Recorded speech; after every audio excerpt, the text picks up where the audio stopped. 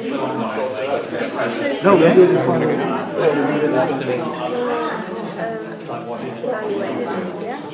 Well, green lights for that's the green lights. No, it's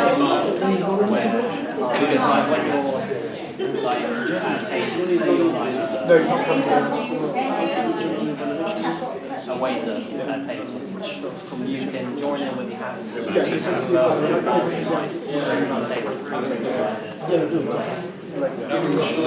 How's it going? I was told to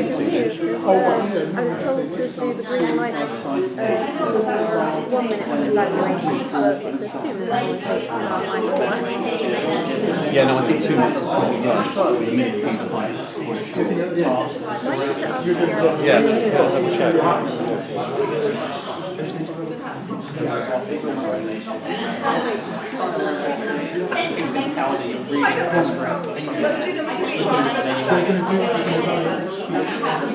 Fellow Toastmasters and all guests, if you'd like to take your seats, this evening's meeting is about to begin. My name is Robert Bateman, and I'm going to be your Sergeant at Arms to lead. My duties are to bring the meeting to order and to point out 3 important things. Firstly, if you need the bathroom for any reason, they're located at the back of the room. Also, if you would be able to turn off any mobile phones to prevent disruptions. And fire alarm. right, in the event of a fire, leave through the front entrance, throughout the lobby, and out into the car park. Thank you. I'm now going to hand over to our president, Jeremy.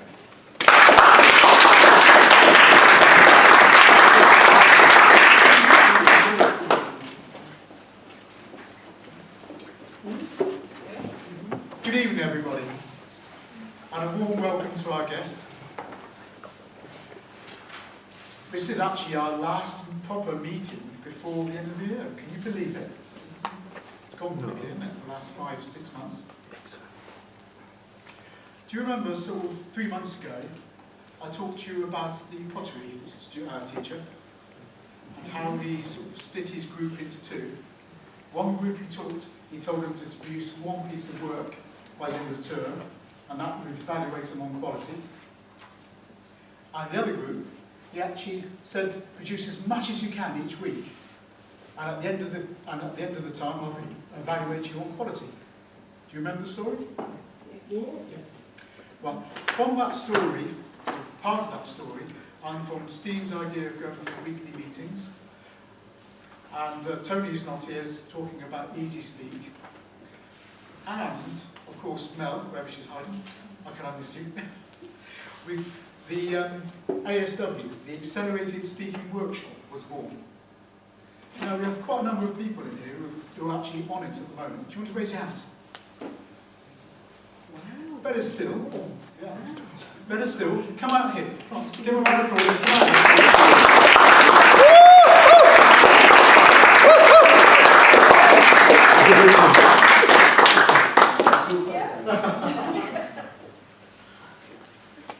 Well, these people have done incredibly well.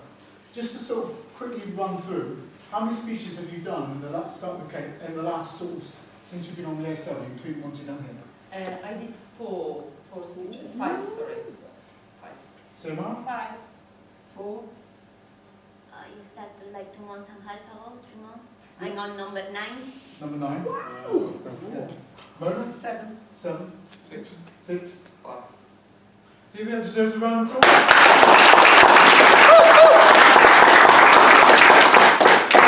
They're the quality group. Sorry, the quantity group. Brilliant slip there. Quality and Would someone like to say, just a couple of words, would someone like to say something about what they found on the SW? I don't put you on the spot. Go on.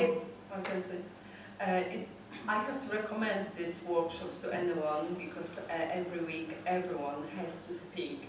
There were a few occasions actually when some people weren't quite prepared, but Jeremy, in a very encouraging way, he made the person to speak, and I think that was the best lesson really, to speak unprepared. Anybody else want to say a word? It was a situation where you grow, literally see not only oneself growing, but the others around you growing. And so it's been something where we've really been able to step up, I think, bit by bit, and learn from positive criticism as well, and then you stretch yourself a little bit and find a bit more about yourself and about the people that we're with. So, yeah, lovely explorative journey. One more? Yeah, we use the power of momentum, basically. We had the opportunity to remember and apply immediately the suggestions that were made the week before. And because we became very attached and very close to each other, we started being pretty brutal. We started being very honest with each other, and that allowed us to grow much quicker. So that was my I think brutal was right. Would anybody like to say something negative about it? What they found difficult about it? It was particularly cold last week. Anything else? It is intense in the sense of, I mean, you're given the opportunity if someone does not want to speak that week and they've got something, you're given the opportunity to sort of step back if you want. But actually, once you've had a discussion with either Tony or Jeremy, believe it or not, it does, you just get up then you do it. And it's that's what's been so good, that they've untapped the potential in each individual, without a doubt. So some negatives are, you're really nervous and you think, oh God, we'll do it again. What am I going to think of? What's the next topic for so many speeches? But there's always encouragement and ideas that come around. Does anybody else want to say anything who hasn't spoken yet? No? It's awesome if you get the chance. I don't know if you run it again, but if you get the chance, I'd highly recommend it. As well as this, I mean, like tonight, as it happens, I'm doing a speech here, then I'm doing a speech tomorrow night, and I've got no idea what it's about yet. But the nice, I also have, I have about tonight, but not tomorrow. But the nice thing about it is, it's such a kind of supportive group, as this is, and it does. I think you mentioned about the momentum. It's massive, honestly. It's just kind of, yeah, it's brilliant, honestly. Really, really recommend it. Thank you. I like to sort of pay tribute to this group because they've jumped wholeheartedly into this and actually embraced what Tony and I were trying to teach them. I mean, they have been phenomenal, and because of that, they've elevated each other up and supported each other incredibly well. I'd like to give a big round of applause to them.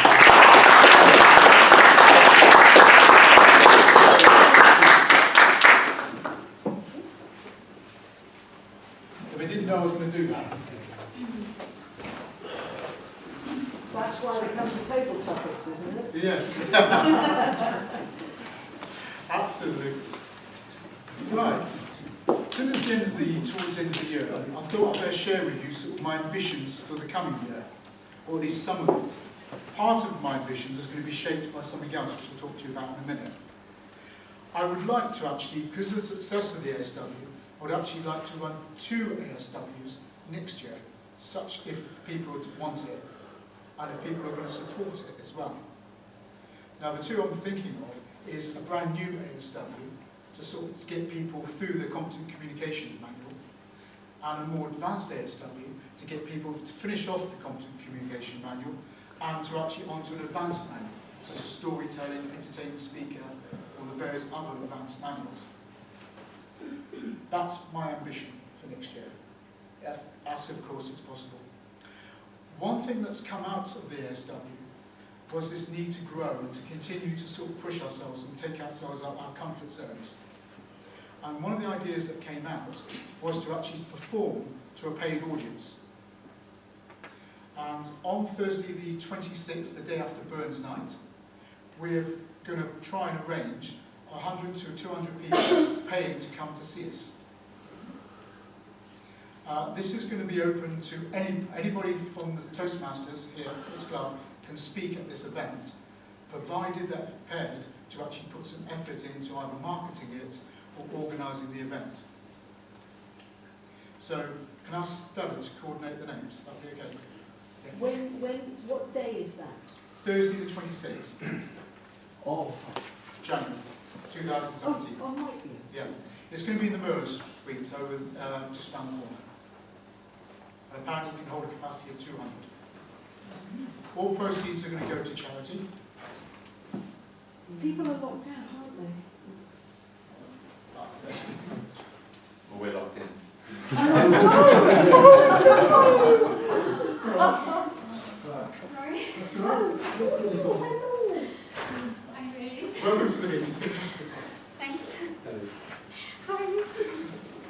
Sorry, you're interrupted. Oh, baby. Where's it? Space here. Yeah, it's How good. much It's do about, people pay? Huh? How much do you expect people to pay to come and listen to us? well, it's all going to go to charity, so we haven't decided on the price yet. But I thought if an advance ticket might be between £5 to £10. And certainly, it's actually going to make us raise our game. Again, if you're interested in participating speaking, then by all means contact Stella and we can sort of put you on the organisation committee of stroke. Yeah. Stella, I think Gillian's interested. Are you going to have a theme? Yes, we have decided that. We're just deciding the charity. We've got the room free. It's just a matter of now agreeing with the charity and how they can help market us as well as on Meetup and on the others, Facebook and all the other things. And just give it a try. And if it's a success, you know, we raise a lot of money for charity and we have a lot of audience, then we might do it again. But this is something that's come out, being absolutely transparent, this has come out of the ESW, but it's open to the rest of Hallmark. Yeah. Provided you're prepared to sort of help organise it or market it, which I think is only fair. Yeah. Right. Now. Right. If you can take one, if each Toastmaster can take one and pass on.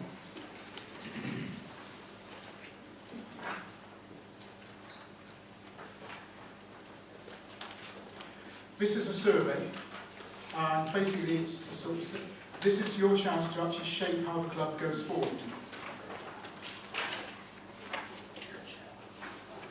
It's an anonymous survey, so don't put any things on there that identify who you are.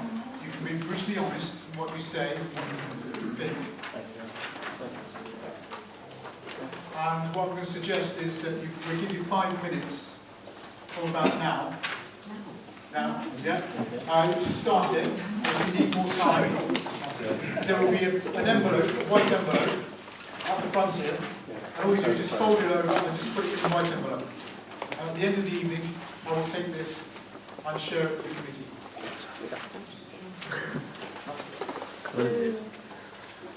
Everybody happy? Everybody clear? Now, I know we've got some guests. Right, have you got a pack? Toastmaster introduction. Yeah. Yes, I don't have anything. Right. I do have anything. Right, okay. Do you want to come out and I'll sort of spend a couple of minutes with you? Yeah. You come over to the back there.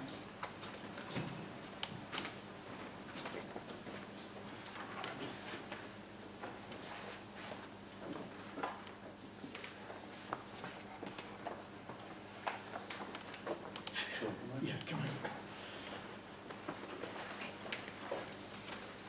You don't want to do this, so yeah. Right, are you familiar with these two books? So I came with you. Yeah.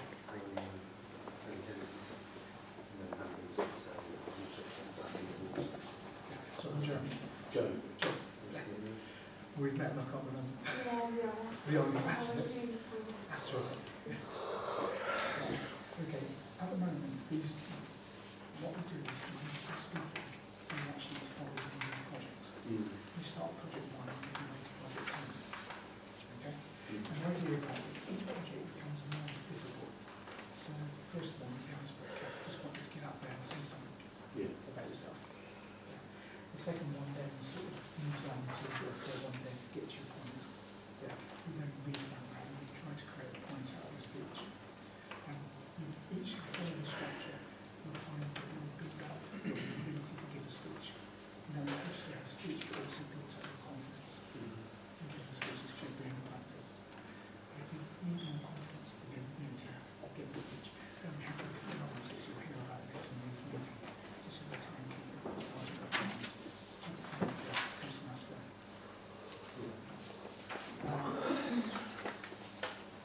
Have you seen this? You know it? Oh, that's right, you're from Mr. Yeah, that's right.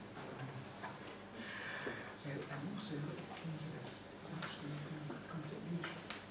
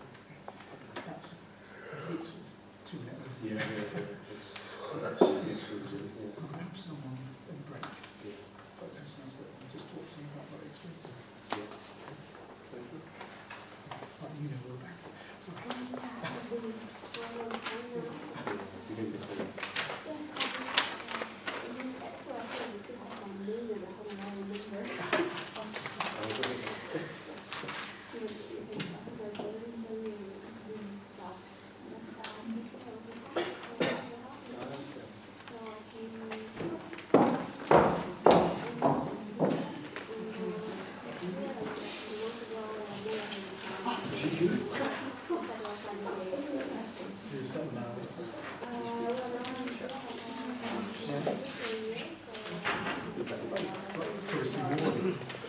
see more.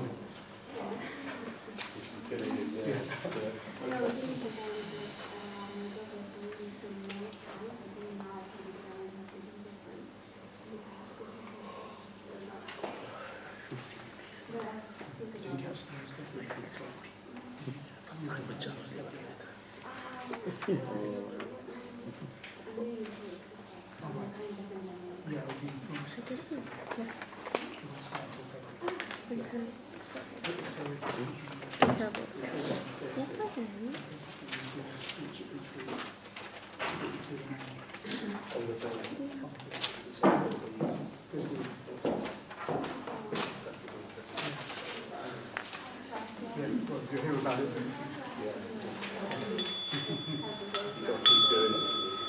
Excellent. What? Something.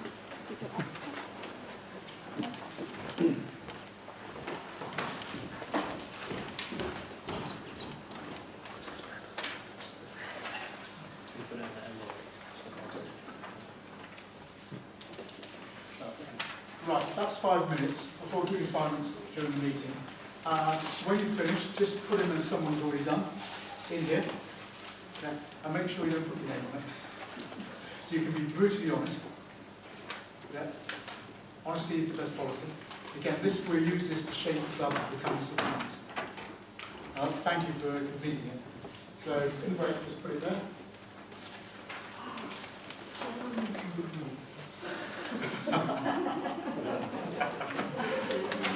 Oh dear, what will I let myself in for? Get Toastmasters. Christmas hat. Okay, that's a bit of the admin. Now we get on to the fun bit. The bit we've been waiting for. They have to make it useful. It's very good. Right, we're trying to avoid the nakedness here. I wouldn't say this man's been naked. I'm sure he has at some point or other. I'd like to give you the very affable, the very likeable, the adorable Jake.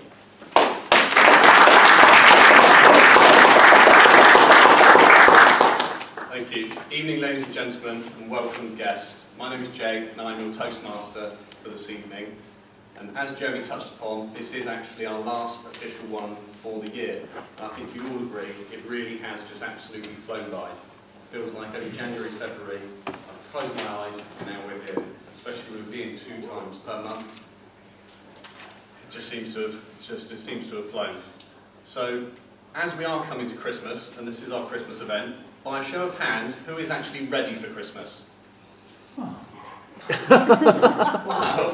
Wasn't quite expecting that. Good to see. By a show of hands, who is ready for tonight? Come on. I will admit, shamefully, that I did Google this morning Christmas jokes, because I thought, what better way to open the evening with a couple of Christmas jokes? It seems Christmas jokes fall into 2 categories. One being one-liners, like cracker jokes. The next, I thought, well, maybe a bit of like adult humour type Christmas jokes might do. I can tell you now, there's absolutely no shortage on the internet of Christmas adult jokes, especially involving Father Christmas. Unfortunately, none of them are appropriate for tonight, so I won't be telling any of them, but if you have 5 minutes tomorrow at work, I recommend having a look. Maybe later. Anyway, we've got a cracking night tonight and some amazing speakers. It does feel quite appropriate that this is our last event, given the quality of lineup that we've got. So I can tell you now, you will want to keep your ears open and eyes peeled, because there's a lot to learn from these speakers tonight. And without any further ado, I reckon we get cracking. Have a great end to the year and play full out, and as always, have as much fun as possible. So without any further ado, can I introduce could my timekeeper stand up please? Introduce yourself and tell us your role for this evening. Hello, I am Emily and I'm going to be the timekeeper, which, as the name implies, I'll be keeping time on the stopwatch. I will also be writing down the times for each, spent for each speaker to give their speech. And if you look on the right-hand side of these papers here, they list some times, some goal times for each speech to aim for.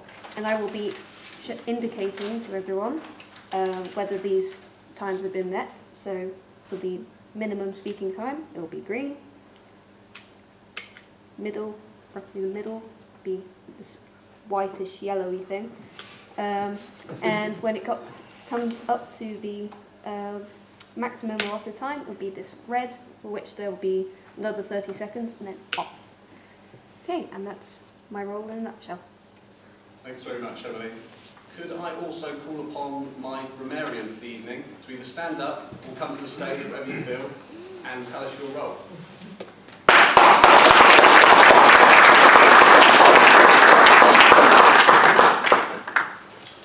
Ladies and gentlemen, my favourite word, one of my favourite words in the English language is charisma, spelled C-H-A-R-A-S-M-A.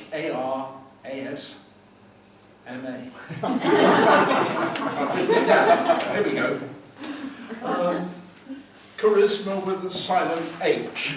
I thought it came from the word charm, but it doesn't, although it includes charm, it isn't the Wikipedia definition, main definition, which is compelling attractiveness or charm that can inspire devotion in others.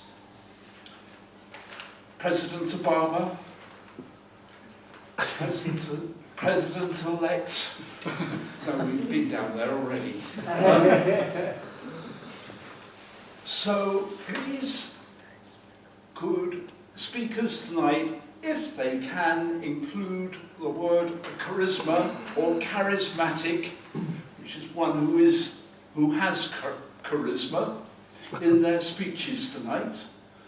And I will record use of the word, and I will also record interesting language and use of language, if I can. I'm also the R counter. Now, last meeting, Alison said she wouldn't count the R's. I'm not going to count them either. I'm just going to make a record of people, I think, who haven't used an R or an Excuse me, while I'm on my feet, will the Toastmaster meeting excuse me if I just mention something that has got me hot under the collar?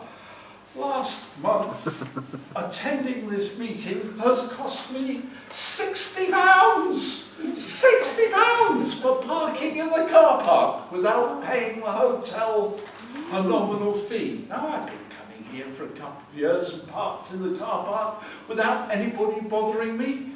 My question is, has anybody else suffered in such a misfortune, and can we form an action group to go and complain to the hotel, please? I spoke to him and just wiped it out. I'll speak to you later about it. May I return you to our charismatic Toastmaster?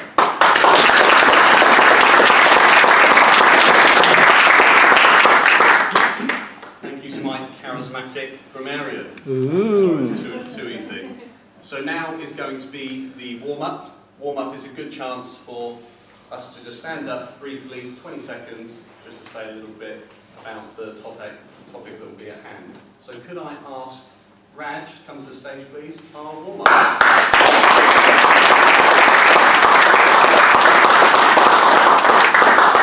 Good evening, everyone. Fellow Toastmasters, and of course, most welcome guests. I'm Raj, and I'll lead us through the warm-up. So the warm-up is a chance for everyone to stand up if they want to, for about 15 seconds to introduce themselves and answer a question that I'll put forward to the room. And just to remind you, you don't have to stand up if you don't want to. You can simply say pass, and we'll move on to the next person. But it is just a bit of fun and a good way to kick off the evening.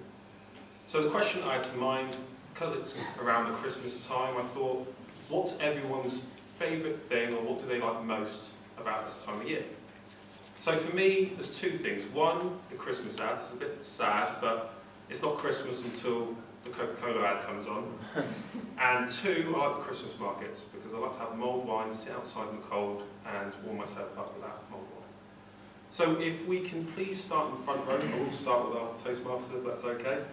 And we'll work our way along the front and zigzag our way back through. If we can keep it to 15 seconds, that'd be great. And if we can save all the clapping to the end, because it does take up a bit of time and we've got plenty to get through this evening. So, Jay, start us off, please. Thank you, Raj.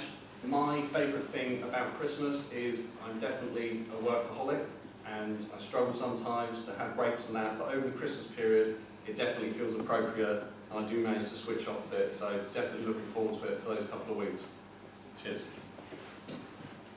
Hi, I'm Tony, and I'm looking forward to spending time with friends and family, especially my children at Christmas.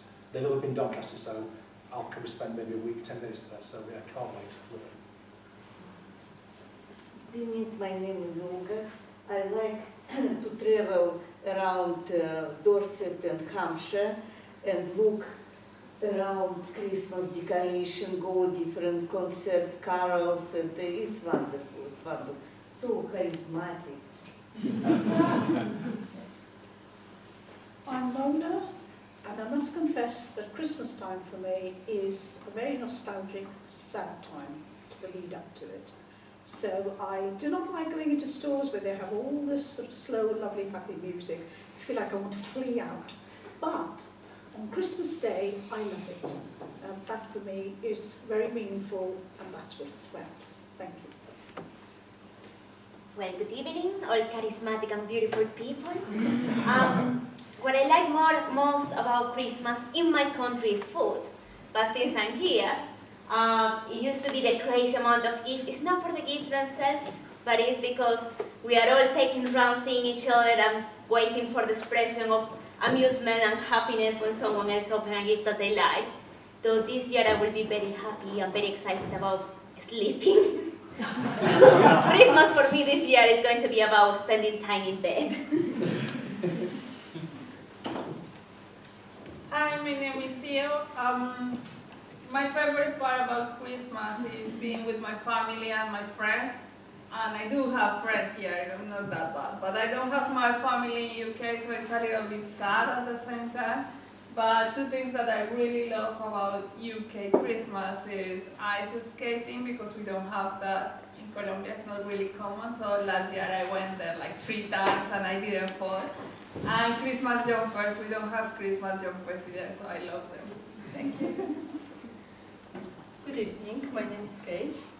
I think I like the whole charisma of Christmas. Ice ring, the Christmas market, mulled wine, but only prepared by myself. And I love seeing my children opening the presents. Thank you. Good evening, my name is Gillian, and I think Christmas is absolutely charismatic. And for me, it's the aromas that come into the kitchen, all of those lovely smells and the cinnamon and the fruits and everything, and that puts me in mind of my mother, who used to make the Christmas puddings and do all the stirring, and we would have to all have a hand in doing that stirring of the pudding. What is great though, is now Camilla Parker Bowles in Waitrose makes her own Christmas puddings, and that takes all the heat out of having to do all that work, so we can still have the aromas and maybe just relax and chill. Hello, my name is Viola. What I like about Christmas is the atmosphere, the magic of Christmas. I think of German Christmas markets and the Santa Claus that goes up in the sky, and I do like, and I always wonder how they manage to transform in such celebration from the sun celebration to a Christmas celebration and commercialize it so much. That is one of the things that Christmas makes me think about. And I like the fact that for one day I can stop work and my mom or somebody else can cook for me. Good evening, my name's Steen. In Denmark we have a word called hygge, and that's one of my favourite things about Christmas. And hygge is basically different one to describe, but it's when it's cold outside or it's cold and you're nice and snug and warm, whether that's in a jacket or inside your house, or in fire, hot drink, whether it's mulled wine or hot chocolate, whatever it is, with that kind of real Christmas feeling of it's nice and cold outside, but you're nice and snugly warm. Good evening, my name is Mel. and I belong to a choir when I'm not otherwise attending Toastmasters, and we started practicing our Christmas carols in July. So I'm looking forward to performing at all our events, and then packing them away for another year. Until next year. Hello, I'm Alison. I'm trying to work out if we can make snow charismatic. I don't know, you can almost get it to fill into the requirements. You know, you start to worship it in some way. I love the snow. I love the crump when you walk on it. You know, when you go, crump, do you know what I mean? And I think if it does snow, when you wake up in the morning and everything, first of all, there's this whiteness that comes through the curtains. Everything is white. Hello, I'm John. You've heard from me already this evening. Snow would be a nice thing. I can't remember when it last happened at Christmas, Alison. I enjoy Christmas as long as, like Mona, it starts on Christmas Eve and goes through to Boxing Day. The months and months of lead up in the shops and restaurants with Christmas music drives me mad. But what I like about Christmas is the actual time itself. Good evening. My name is Jugal. So about Christmas, I would like, as in my country, like we don't celebrate that much, but I would like to know more about Christmas. Last year it was very new for me, so this time I would like to see. But one thing which I like the most is the lightning. And last time I went to Winter Wonderland. This time I might also go for that, and so see lightning in London. I'm Colin. I lived in Sydney for 4 years, and I love the Christmas trees out there and all the tinsel and everything else they put out and try and make it like the UK Christmas. But while I was there, I used to miss the snow and I missed the cold. Now I'm back here. I wish I could picnic on I love the build-up to Christmas. You know, grumpy old Joe will actually turn around and say, "Merry Christmas to you," a couple of days before Christmas. People seem happier, unless they're shopping, of course. But get away from the shops and just sort of pop into a pub or just pop into a nice hostelry sort of, and just snuggle in and just read the papers and then sort of build up to Christmas Eve itself. Absolute magic. It's a magic time where everybody's happy. That's what I like. Good evening, I'm Joe, and the thing I look forward to most about Christmas is seeing my daughter's face in the morning when I pretend that Santa's come and put the sooty footprints down and the carrots half eaten, etc. Can't wait for that. She was nearly 3, so yeah, looking forward to that. And I've heard about you as well, read about that. It sounds fantastic. Hi everyone, I'm Alistair, and something I really enjoy about Christmas is every year my mum still buys me an advent calendar. The second thing is unrelated, but does anybody have a spare pen? Christmas present.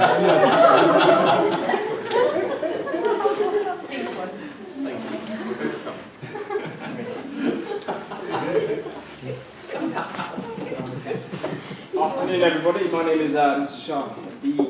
The most favourite thing I like about Christmas is telling little kids that Santa doesn't exist.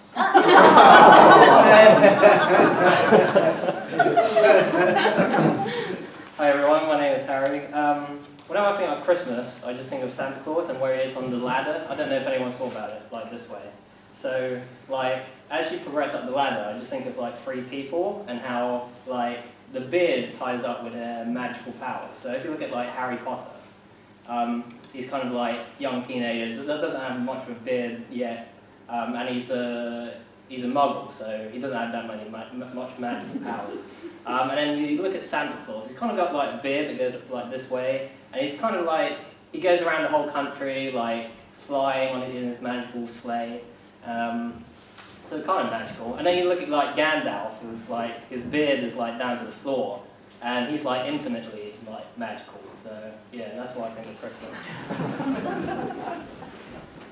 Hi, my name is Sue. What I particularly love about Christmas is it's sparkly. So I really love the sparkly lights and the kind of sparkly magic that comes with that, and I really love the wrapping paper. I love wrapping things and unwrapping them. I can wrap my own presents and then and I like spending time with people who are also taking time out too. So I love equipment. Hi, I'm Robin. Mine's a little bit predictable. I love going into public houses over Christmas and trying all of the festive ales. And if I run out of all the festive ales, I'll just go back to the other ones I have every year. Hi, I'm Greg.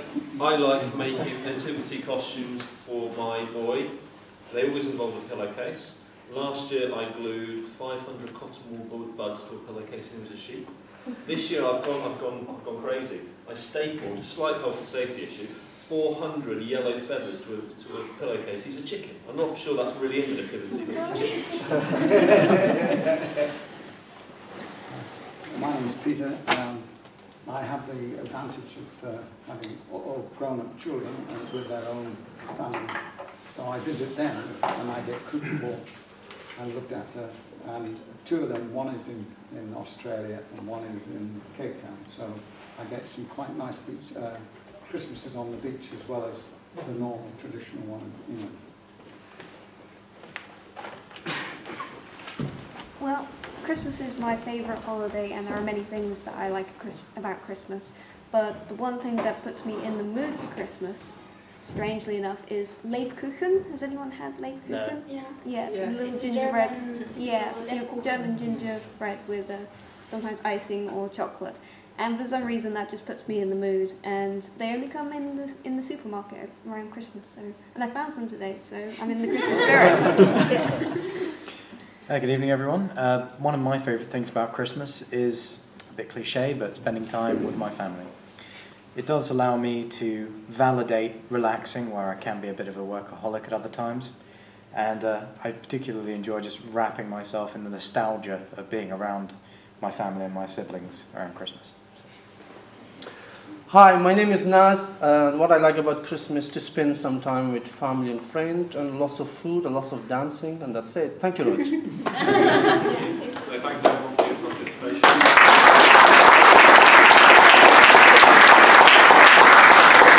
Answers. Harry's interpretation of Santa Claus was very interesting. But I'll now pass you back to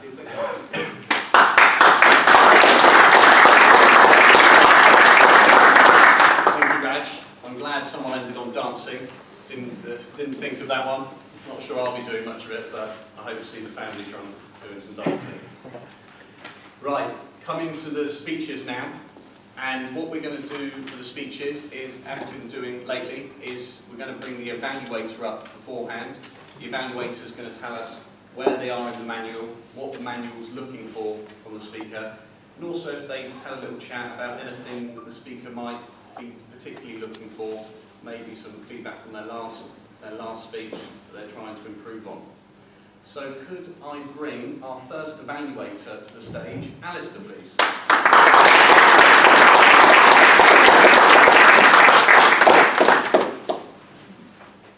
This is Alison's sixth speech, and it's called Vocal Variety.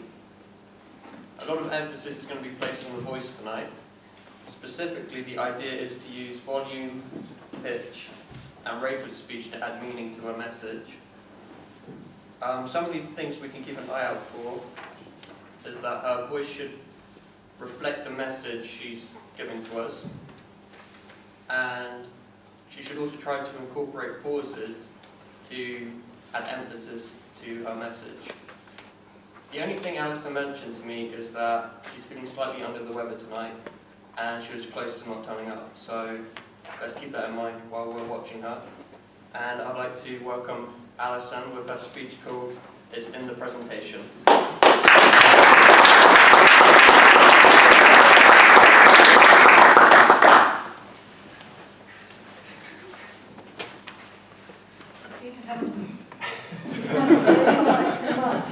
Tonight. We're going to have to wait. Just wait. Wait. So I brought my notes. Don't normally talk with notes. But tonight, it's the only way we're going to get through this speech. So, I changed the title a number of times. Are we away? I changed the title a number of times, and in the end, I think I finished up with it's all in the presentation. All right? So, let's start at the beginning. I think that most of you would know or believe that when one communicates, the words themselves are a very small part of the communication that we finally make. There's a lot more goes into the body language, the voice tone, and so on. Would you be in agreement with that? Yeah. Super, super. So, I came across an interesting character called Eric Byrne.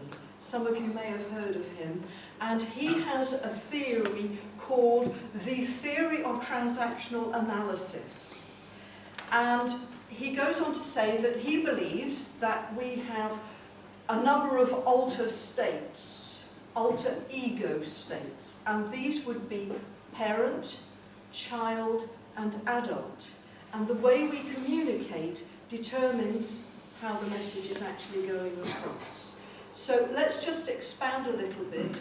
The parent is a taught concept of life experience, and this is a term. It doesn't mean you're a parent.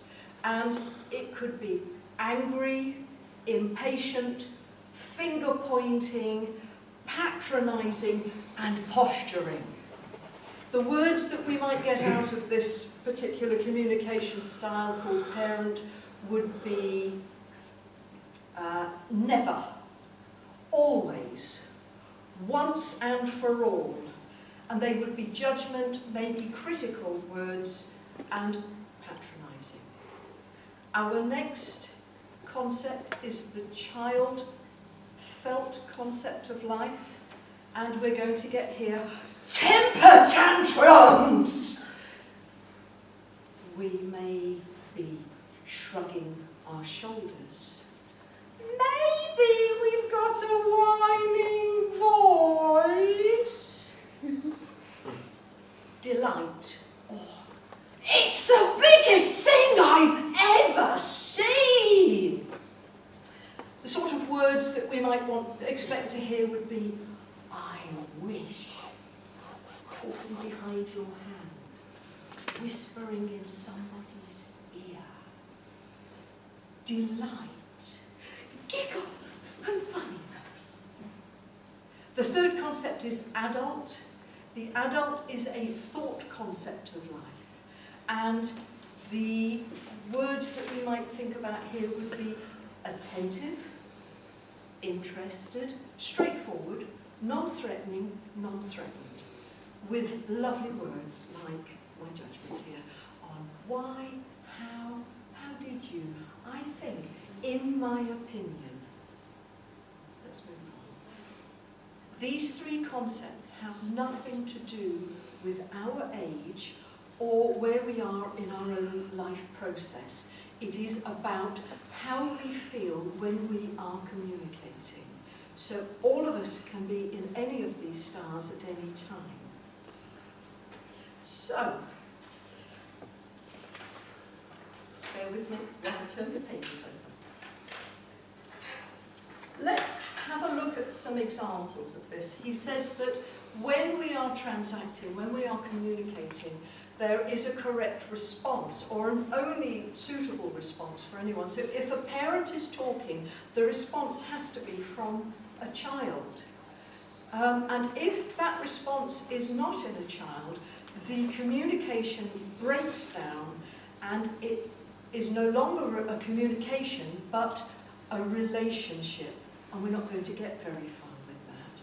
So I'd like to just run through this as a sort of a game. So here I am a parent, okay? And I am going to say, I have told you before, you're not going out in the garden in the rain unless you wear your Wellingtons. A child response might be, oh, but I like the feel of the grass under my toes. Can't we just this one time not wear our wellies?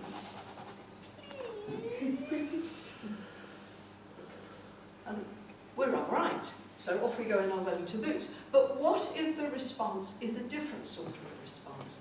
Maybe this is going to be a parent response to a parent statement.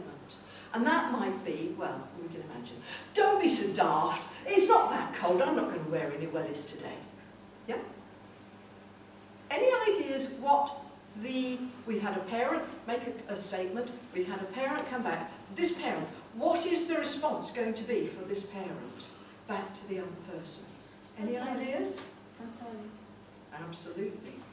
Who the hell do you think you are? We're wearing Wellingtons or you're not going out? Okay. So, if we don't have the response, the communication is lost and we are now in a completely other state and we're heading for a row. There are alternatives. We could give a response as an adult and say, oh, all right, well, you know, really, I don't think we need Wellingtons, but we can back down a bit, but I'll wear them just to keep you happy. It's not a problem. Yes? So, we have these sort of conflict statements in the responses that we have. There is an alternative, which is an adult communication to an adult, where everything is reasonable and everybody is thinking about things and there is no confrontation. And obviously that is the way that one should endeavour to communicate if we possibly can. So, you better do that in the future or you're all going to be in trouble. Thank you very much.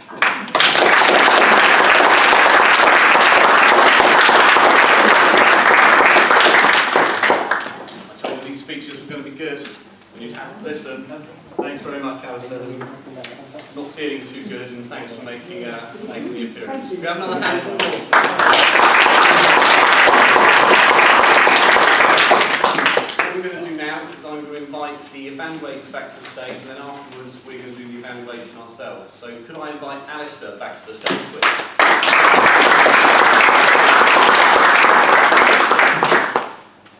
Yeah, I'd like to echo Jay's comments there, well done for actually coming up and doing that speech. I can't actually think of a suggestion to improve that because you demonstrated all the things I was looking for. You're really in your element at one point actually, especially when you were demonstrating the child. That's a great whiny voice you were using. Could I possibly get feedback from the rest of the room? Mine. It was really evident how she used her voice as a mouse, or really to sort of whispers and thoughts and amazing kind of feelings as well. Thank you. John. I'm surprised nobody else has said it. It was the very definition of a charismatic speech. Yeah. I thought I'd get it in first. Could we possibly have some constructive criticism, Jeremy? I thought your ending was excellent. However, I sort of would like to have been told what I'm supposed to have learned specifically from it. Yeah, I think you need to sort of leave the sentence with the audience to sort of take away with. Yeah, so that their one thought they've got to take away. Again, I loved your child bits and your play acting and sort of you brought the characters to life. It was magic. Anybody else? No? Thank you.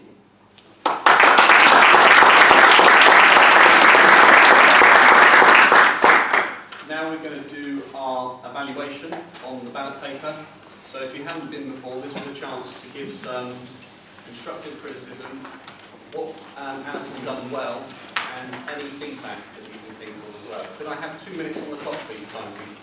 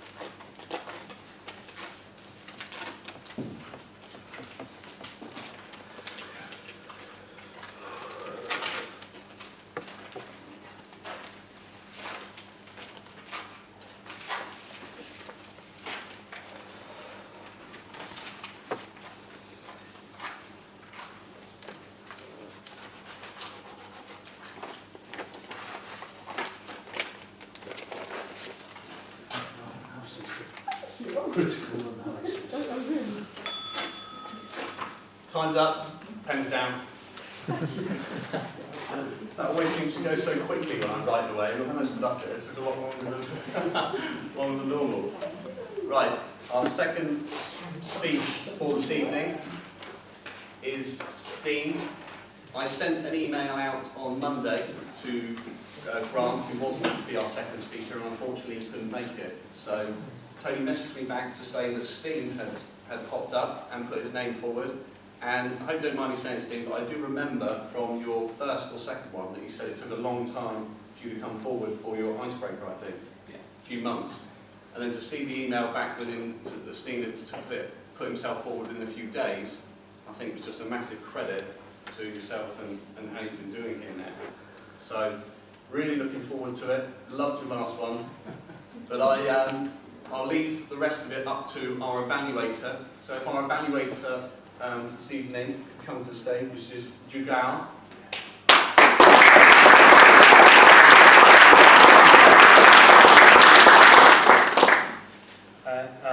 So I'm the evaluator for Steen's speech, and what he's specifically looking for, like body language and the way he delivers the speech.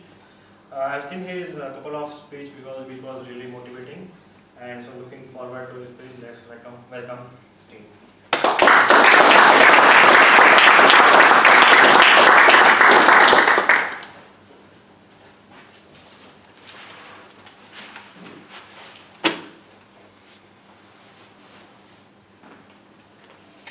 Before I introduce myself, don't worry about reading that. It's a bit of a journey I'm going to take you through. So, thank you very much. Welcome to fellow Toastmasters and esteemed guests. What I'd like to take you on is, if I have enough time, we'll see how this goes, is a journey through a project I've been doing for the last 3 months.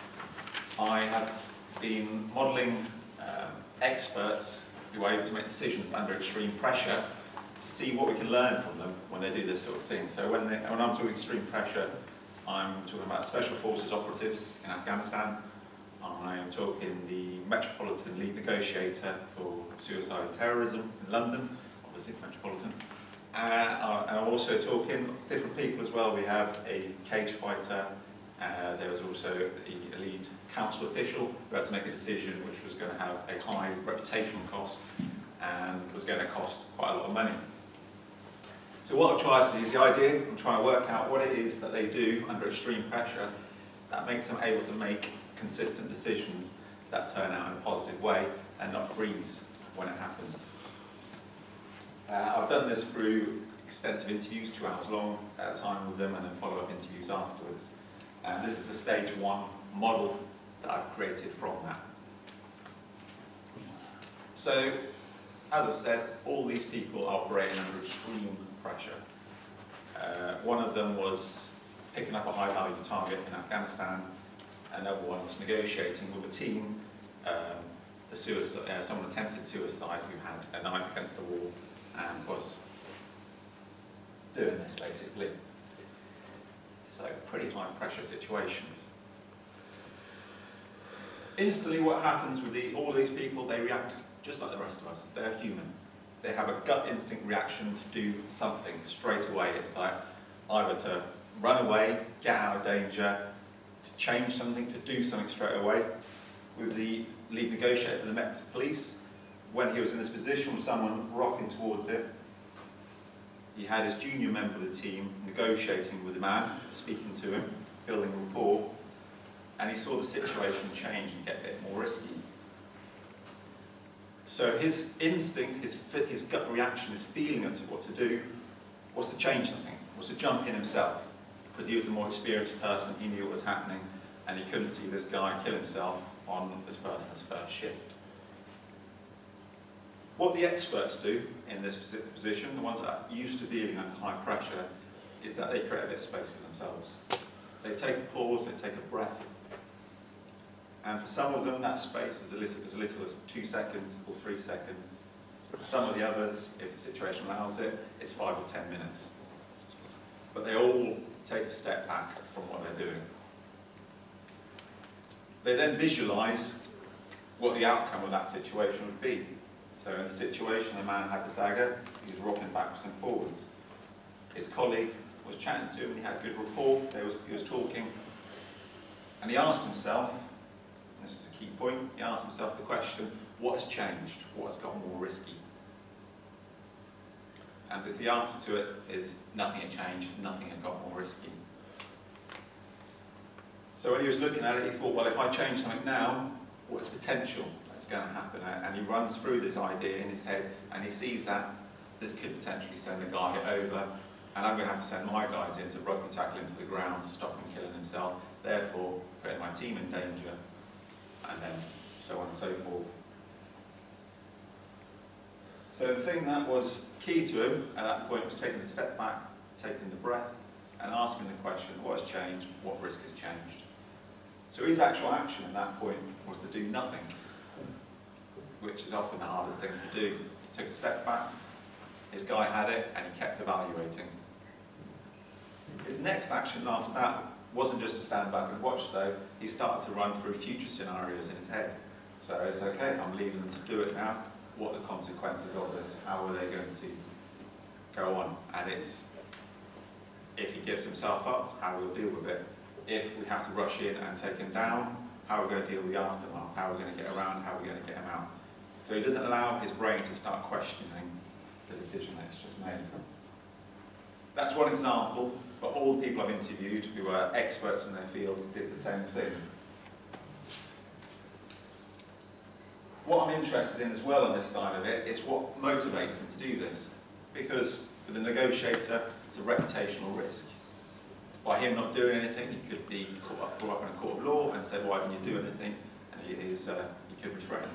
The Special Forces operative, he had to put himself up into a kneeling position while taking incoming fire, so he could very easily have got seriously injured or died. For the cage fighter, again, it's pretty obvious he could end up in some serious pain. So they all have a very strong motivator for what they do, and this is really the key. This is what decides it. They have two motivators. There's something that's pushing them away from it, there's pain, and there's something they're going towards, which is their pleasure. The pain motivator for all of them, without fail, was they couldn't let their team down. If they didn't act, if he didn't stand up in the line of fire and send off his radio communication,